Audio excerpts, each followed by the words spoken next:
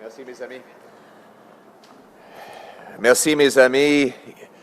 Merci d'être là, les travailleurs d'IACO et les citoyennes d'Orignal. Au début, je dois commencer en disant que nos cœurs sont avec vous. Nous sommes avec vous dans ce temps difficile. Je sais qu'il y en a parmi vous qui risquent de perdre vos emplois ou qui ont déjà eu le très, très mauvais nouvelle que les menaces injustifiées et injustifiables de Donald Trump vont vous coûter vos emplois. Tout d'abord, je condamne encore ces tarifs qui sont totalement injustifiables. Et c'est les travailleurs ici qui ont payé le prix. Et évidemment, il va y avoir des travailleurs aux côtés des Américains qui vont aussi perdre les emplois à cause de cette guerre tarifaire complètement inutile et destructrice. J'envoie encore le message à Donald Trump, arrêtez d'attaquer les amis des États-Unis. On devrait faire de l'échange, on devrait mettre fin à des tarifs américains et rétablir une relation et une amitié des deux côtés de la frontière. Et mon message pour vous autres, les travailleurs, nous serons là pour vous. Les Canadiens sont solidaires avec vous. Nous allons faire en sorte qu'il y ait des programmes pour supporter vos familles pendant cette période de difficulté. On va protéger vos familles et on va défendre vos emplois. C'est ça la promesse du Canada, que quiconque qui travaille fort gagne une belle vie dans une belle maison sur une rue sécuritaire, protégée par des soldats courageux sous un fier drapeau canadien. C'est la promesse que le Canada a fait à moi, à ma femme Anna, et je suis entré en politique pour instaurer cette promesse. Après 10 années libérales, cette promesse a été déjà brisée. Après 10 ans des libéraux de Carney Trudeau, le Canada est affaibli face aux États-Unis. Ils ont ajouté 100 000 fonctionnaires, brisé notre système d'immigration et bloqué l'exploitation de nos ressources naturelles. Le coût de logement a doublé, la dette nationale aussi. Et c'est la pire inflation depuis 40 ans. Cette économie affaiblie nous a rendus dépendants des Américains. Pour reprendre le contrôle et relancer notre économie, il faut couper la bureaucratie, les taxes et les impôts, protéger nos frontières et favoriser le libre-échange entre provinces, exploiter nos ressources naturelles, comme avec GNL Québec, pour assurer notre souveraineté économique et énergétique, ainsi que protéger le Canada contre les menaces de Donald Trump. Et c'est l'une des raisons pour lesquelles je suis ici aujourd'hui. Les libéraux de Carney Trudeau ont déjà en place une taxe industrielle qui frappe l'industrie de l'acier. Ça coûte cher déjà et ça nous rend moins compétitifs face aux Américains qui n'ont pas une taxe carbone. M. Carney a essayé de cacher la taxe carbone sur l'essence et le chauffage pendant les élections, malgré le fait que la loi sur la taxe carbone reste toujours en place. Et après les élections, s'il gagnait, M. Carney peut réinstaurer la taxe sur les consommateurs qu'il a toujours supportée. Mais toujours appliquée aujourd'hui, c'est la taxe industrielle. Le fédéral a dans cette loi une taxe industrielle qui force des provinces comme l'Ontario de taxer la production d'acier, de l'aluminium et d'autres produits industriels lourds qui créent beaucoup d'emplois. Et malheureusement, c'est des produits qui peuvent être faits les deux côtés de la frontière. Donc, si un coût augmente ici, les emplois fuient à l'autre côté vers les États-Unis. Il faut souligner que si on taxe l'énergie, on taxe l'acier et les emplois. On réduit les salaires de notre monde et on augmente le coût de tout. L'acier est dans presque tous les aspects de notre civilisation moderne. On a besoin de l'acier. Chaque fois qu'on envoie des emplois en acier ailleurs au monde, ça contribue à la pollution. Parce qu'ici au Canada, on a la production de l'acier, de l'aluminium, de ciment les plus propres au monde. Donc, ramener la production ici au Canada, c'est aussi bon pour l'environnement. C'est bon pour nos emplois, c'est bon pour mettre le Canada d'abord. La taxe industrielle qu'a imposée M. Trudeau va être plus que doublée selon la loi actuelle et probablement triplée avec les menaces de Mark Carney qui dit vouloir en ajouter une autre taxe industrielle afin de financer un stratagème de dépenses gouvernementales. Il a spécifiquement souligné que sa taxe va s'appliquer à l'acier quand il a fait une entrevue avec CTV Atlantique. Donc, c'est la raison pour laquelle j'annonce aujourd'hui qu'un gouvernement conservateur va éliminer la taxe carbone au complet, y compris. Merci beaucoup. Merci beaucoup. Ça va permettre nos entreprises d'investir cet argent-là dans les emplois, dans la technologie, d'élargir leur production et avoir des plus grands marchés, d'éliminer le désavantage qui existe déjà, même avant les tarifs, et le remplacer avec un avantage. On doit passer une grande réduction d'impôts et de taxes patriotiques sur le travail, l'investissement, la construction de maisons neuves et aussi sur l'énergie. Ça va nous permettre de ramener la production ici au Canada et faire retourner le demi-billion de dollars qui a quitté notre pays depuis les 10 ans des libéraux. En même temps, on va favoriser l'environnement avec la technologie et non pas les taxes. En élargissant l'éligibilité au crédit d'impôt à l'investissement pour la fabrication de technologies propres, on va récompenser les industries lourdes qui fabriquent des produits dont les émissions sont inférieures à la moyenne mondiale. Par exemple, l'industrie canadienne émet 2 tonnes d'émissions pour chaque tonne d'aluminium. En Chine, c'est 12 tonnes d'émissions pour chaque tonne d'aluminium. Chaque fois qu'on ramène une production de l'aluminium ici au Canada de la Chine, on crée non seulement les emplois, mais on réduit les émissions au niveau mondial. Ramener la production ici au Canada, c'est bon pour l'environnement. Taxer nos entreprises va faire fuir les emplois à des endroits beaucoup plus polluants et ça va augmenter les émissions au niveau mondial. En réduisant les taxes sur la production propre, on va ramener les emplois et la production dans notre pays. Et on va réduire les émissions à travers le monde. On va restaurer notre base industrielle et reprendre le contrôle de notre économie des Américains.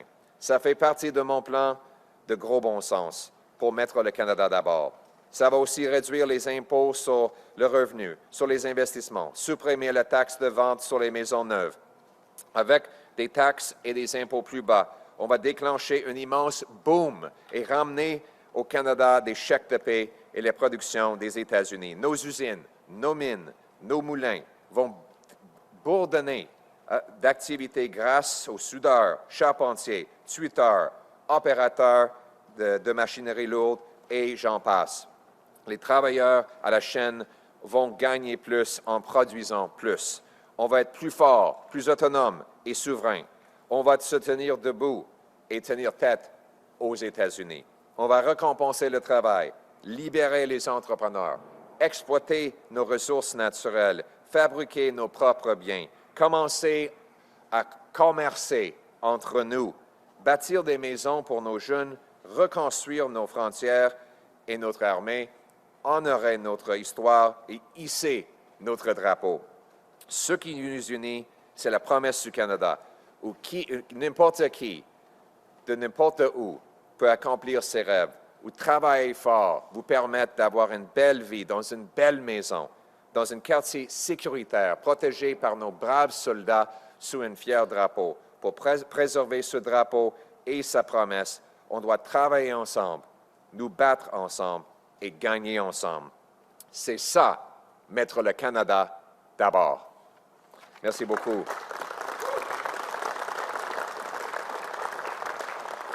Thank you very much to all of you. And before I begin, I want to tell the workers here that our hearts are with you.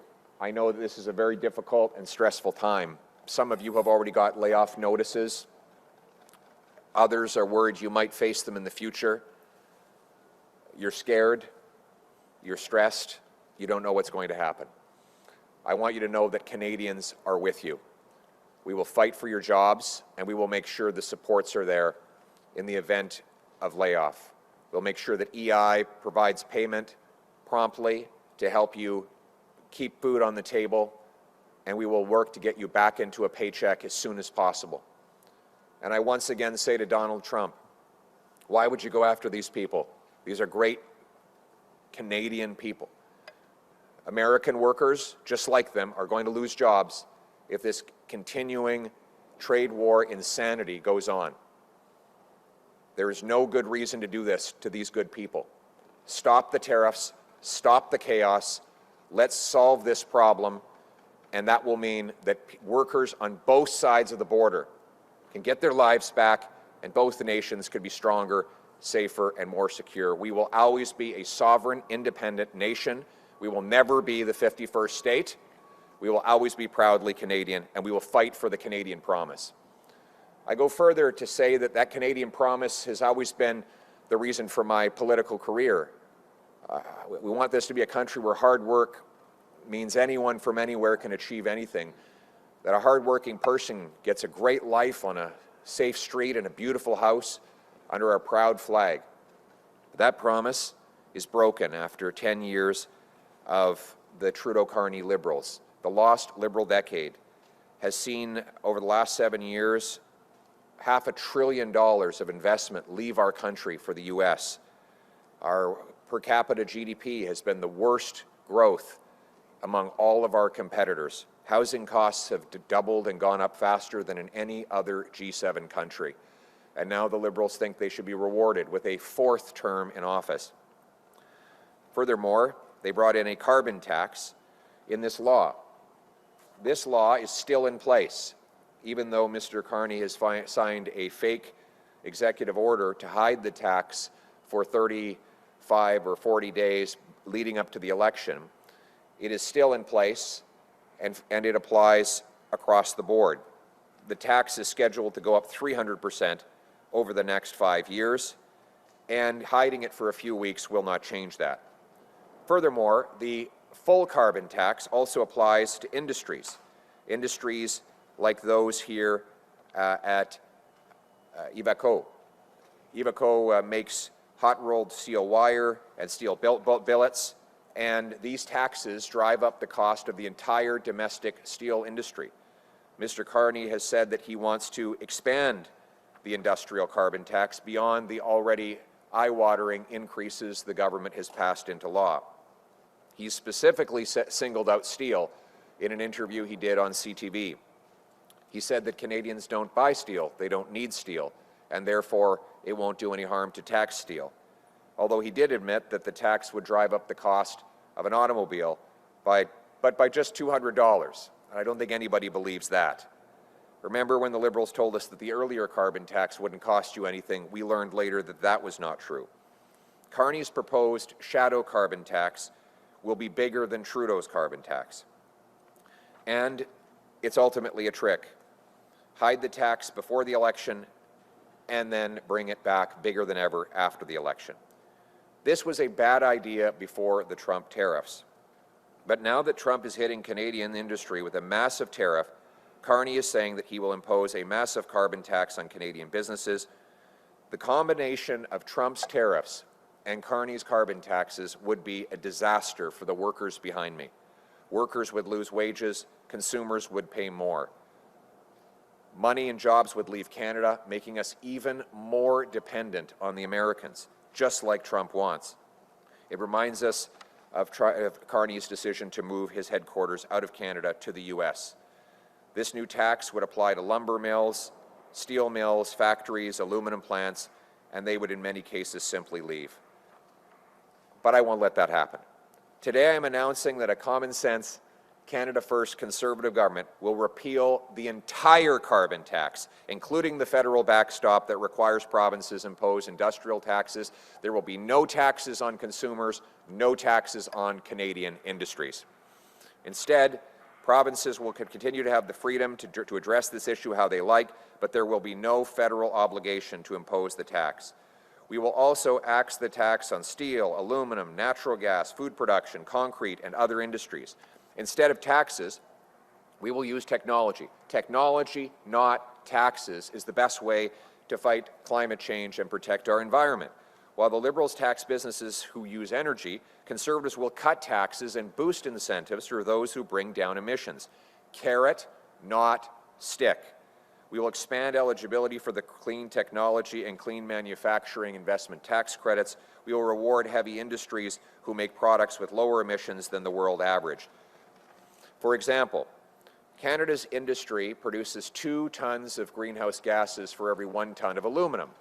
China produces 12 tons of emissions for every 1 ton of aluminum, 6 times more. So every time you bring production from China back to Canada, you actually reduce emissions on a global scale. And I see there's some pigeons up there giving me a round of applause or something, flapping their wings, but a little bit distracting, but still no less. If you don't laugh, you cry in this world. Cutting taxes on clean production will bring jobs and production home and bring global emissions down.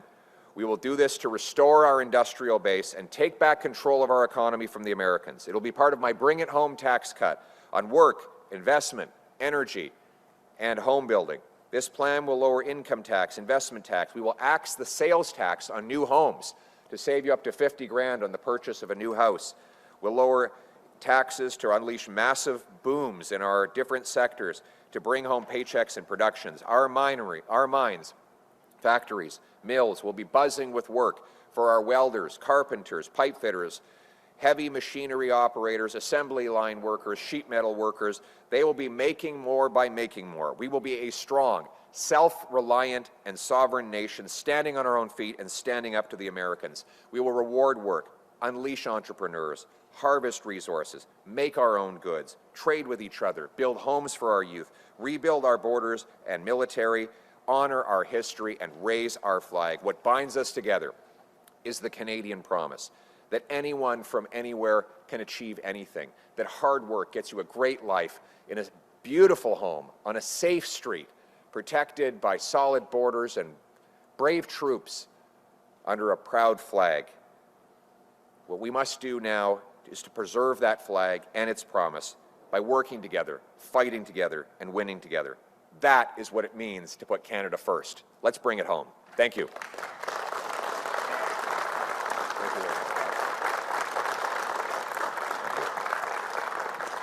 We'll now take questions from the floor. Please indicate your name and your outlet. My name is James Morgan. I'm from the Review newspaper nearby here in Vankleek Hill. I know many of the people standing behind you, sir, may even live in this community and read our paper. But anyway, I appreciate your commitment and your statements on economic sovereignty and approaching this tariff situation from that. Do you have any ideas, though, on cultural sovereignty to strengthen that, to complement the ideas on economics? I'm thinking of things like continued support for local journalism or local broadcasting.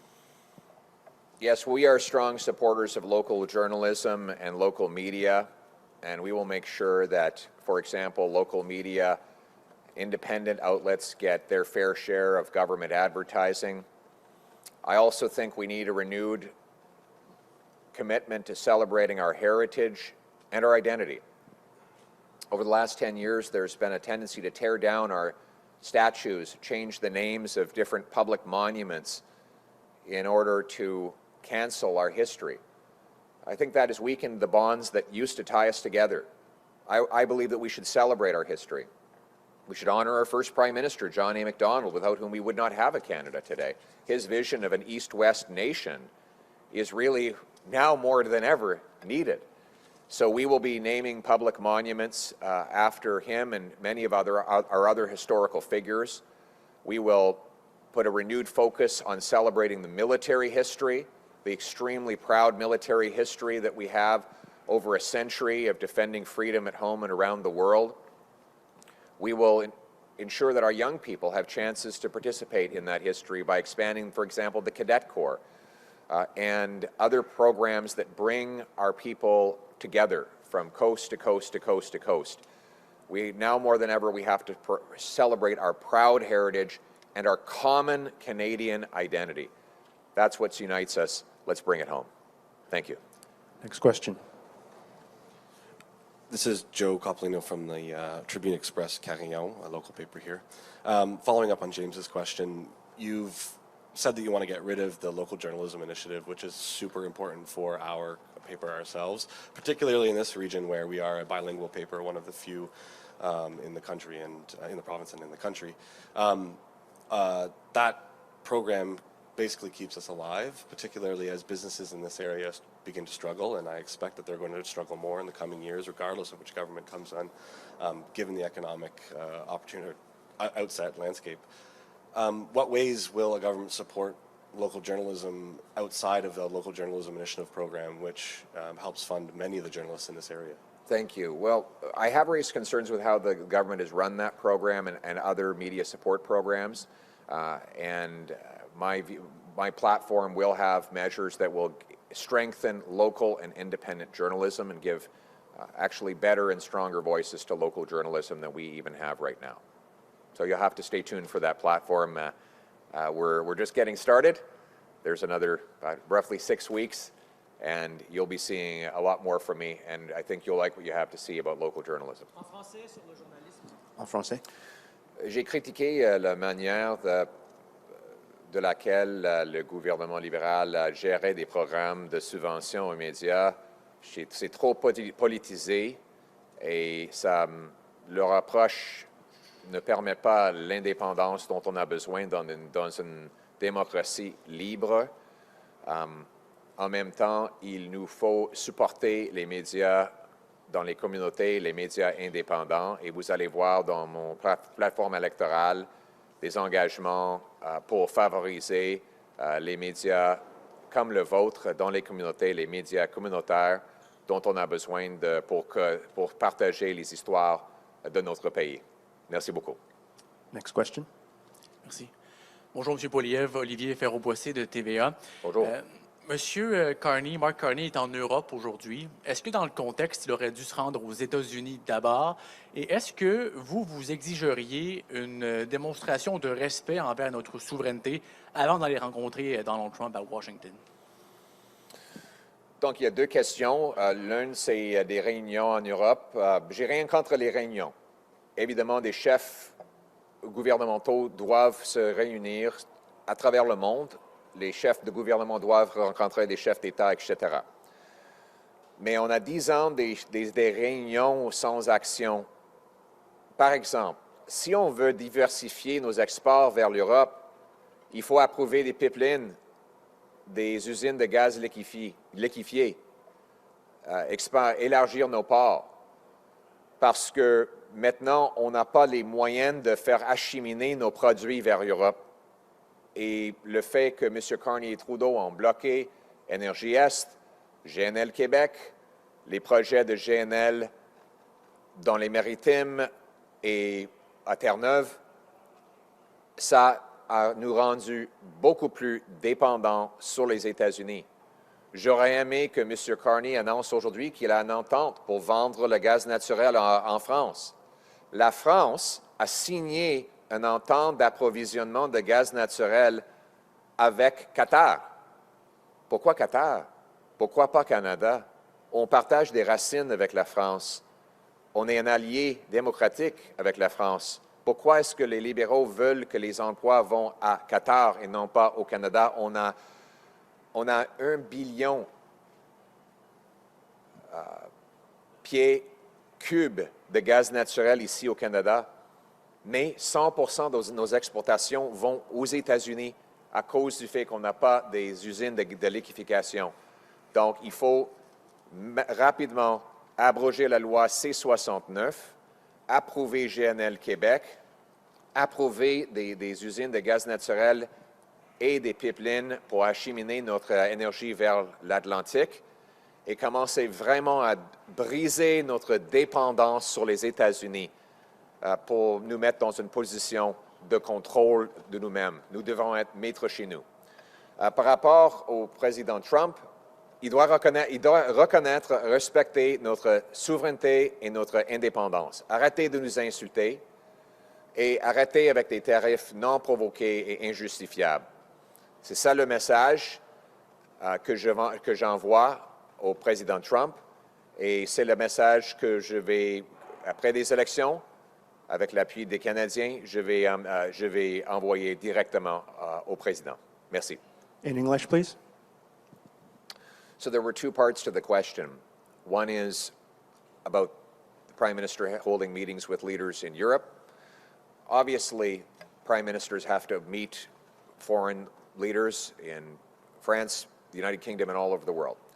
But meetings alone will not diversify our trade. We have a decade of nonstop international meetings, yet the share of our trade that goes, our exports that go to France and the UK has not budged.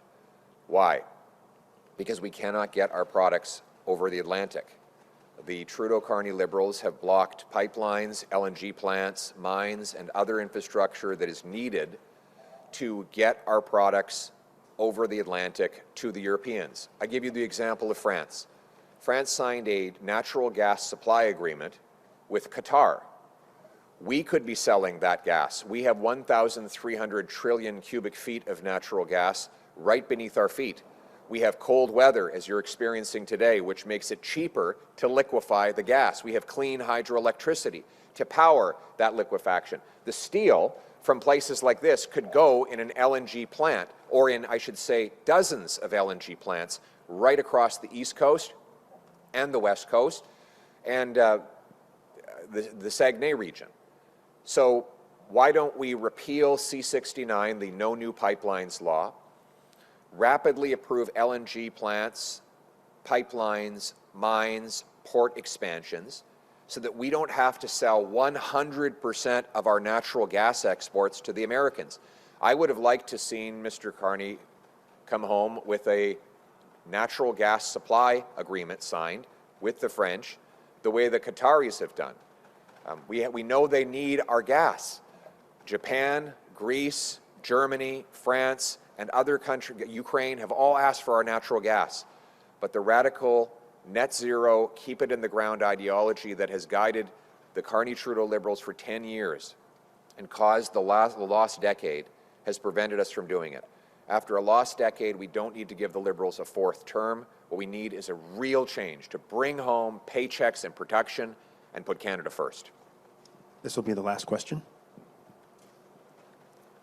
Good morning, Mr. Poilièvre. This is Kate McKenna from CBC News. Are you prepared to commit Canada to any kind of emissions target if you become Prime Minister? And if so, what would that look like? We have to focus on technology and not taxes. First and foremost, we have to take back control of our economy. What would my emissions target look like? I treat this as a global problem. By bringing home production from more polluting foreign jurisdictions, we reduce global emissions while growing our own paychecks. I don't think it is an achievement to shut down a Canadian steel mill and then see one open up in China that produces 10 or 20 times more emissions for each unit of steel. What we need to do is acknowledge that the best way to reduce emissions is to bring home clean production here. For example, National Bank has calculated that we could displace 2.5 billion tons of greenhouse gas emissions in India if we would supply them with our clean Canadian natural gas rather than having them power their economy with coal. 2.5 billion tons is 3 times the emissions of all of Canada. It makes more sense to bring emissions down by bringing jobs home through technology and not taxes. And that's what I announced today. En français. Merci beaucoup. La question, c'était par rapport à comment je vois les cibles pour réduire les émissions de gaz à effet de serre. je le vois à l'échelle globale. Une tonne d'émissions dans l'atmosphère qui proviennent de la Chine, les États-Unis ou l'Inde est aussi important qu'une tonne qui provient au Canada. Donc, si on ferme une usine d'acier ici au Canada et c'est remplacé avec une autre en Chine où il n'y a pas de normes environnementales, ça rend la situation encore pire.